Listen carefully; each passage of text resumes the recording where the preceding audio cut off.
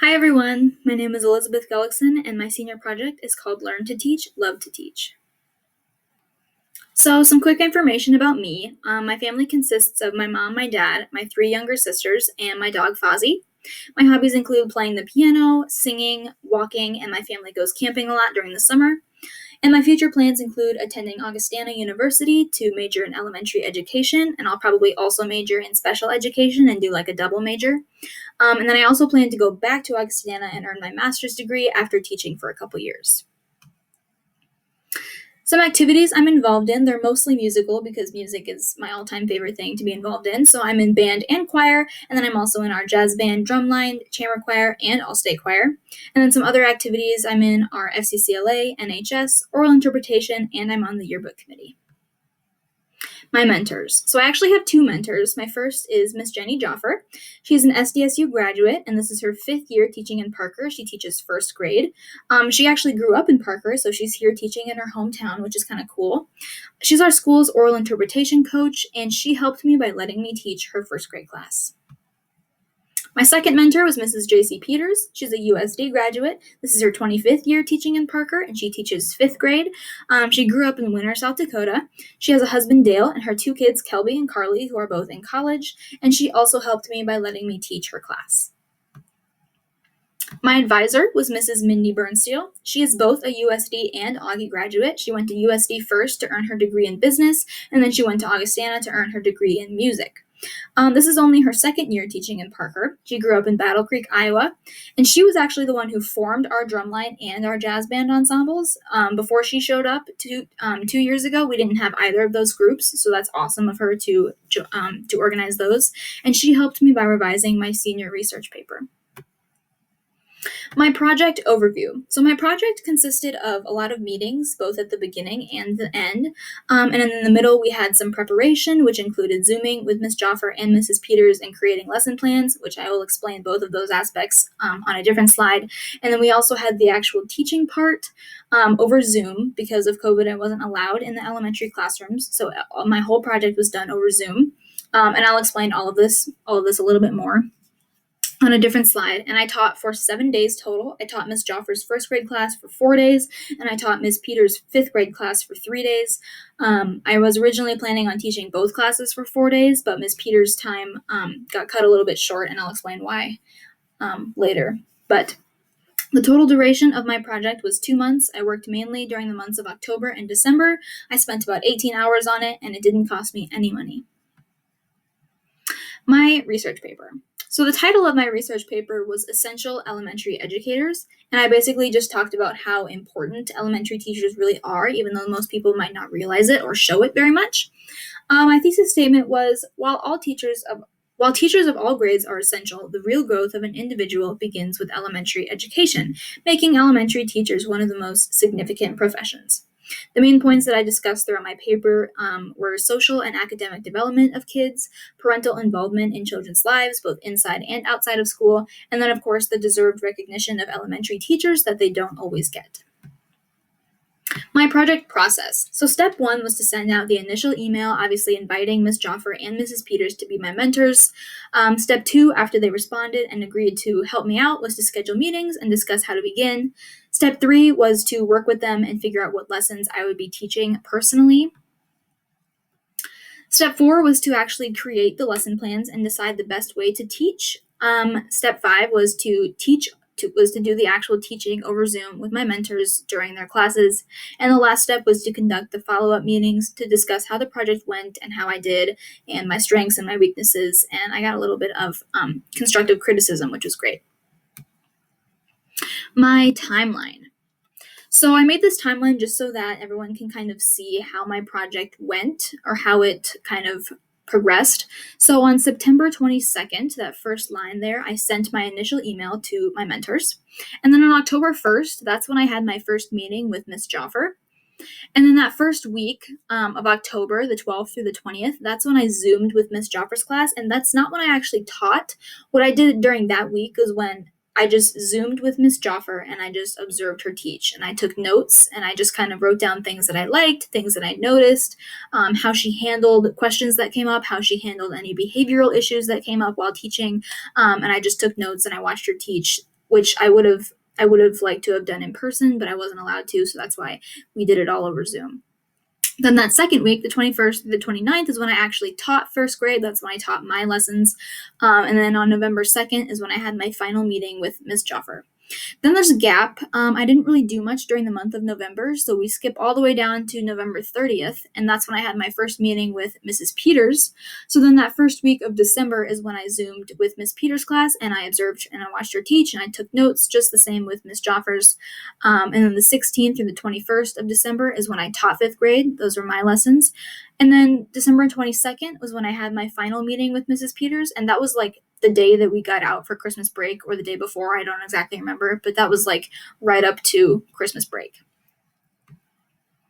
So some project pictures. So these first pictures are from my time working with Miss Joffer and her first grade class. The pictures on the top are all of my lesson plans, and Miss Joffer had these really neat, like pre-made, just printed out lesson plan sheets, and all I had to do was go through and highlight what I wanted to do and what I wanted to say, and they were super helpful because they even told me what to say. They were super specific. So I highlighted in yellow the stuff that I was supposed to say, and I highlighted in pink the stuff that I was supposed to do. So that was super helpful, and Miss Joffrey told me I didn't have to incorporate everything on that sheet into my time because I only had like 20 or 30 minutes to teach these kids, and you just can't fit all that into that time. So I highlighted what I wanted to incorporate, what I thought was most important. And then the two pictures on the bottom is that page of notebook paper, just front and back. Those are the notes that I took while I was Zooming with her. Like I mentioned before, I just kind of sat and took notes and watched her teach, and that's what those two pictures are of. These pictures are from my time with Mrs. Peters in December. So the first two pictures on the top, those are my notes from when I Zoomed and just observed. And then all the rest of the pictures, those are my lesson plans. And what was different with Miss Peters' class was these lesson plans were made up all by me. As you can see, they're just on notebook paper. And I wrote them all down myself. They were all made up by me. I didn't have any lesson plan sheets to go off of like I did with Miss Joffer. How it worked with Miss Peters was she basically just gave me a lesson, and I went through the book and I looked at problems. And sometimes I just wrote down problems that were in the book, but a lot of these problems I made up myself. So that was really difficult because I had to really figure out how I wanted to teach and how I wanted to set things up because I have never done anything like this before. So I consider my time with Miss Joffer kind of a nice little like warm up into teaching and into creating lesson plans because I didn't have to do much work myself. It was mostly just the highlighting. But then when I got to Miss Peters, I actually had to like use what I learned from Miss Joffer and make my own lesson plans just from scratch. So that was really cool. The final product. So here's what it looks like. You can see me up on the screen. I'm standing in front of a whiteboard. That's me teaching. This is Miss Joffer's first grade class. And this is what it looked like with Miss Peters' fifth grade class too, just with fifth graders instead of first graders.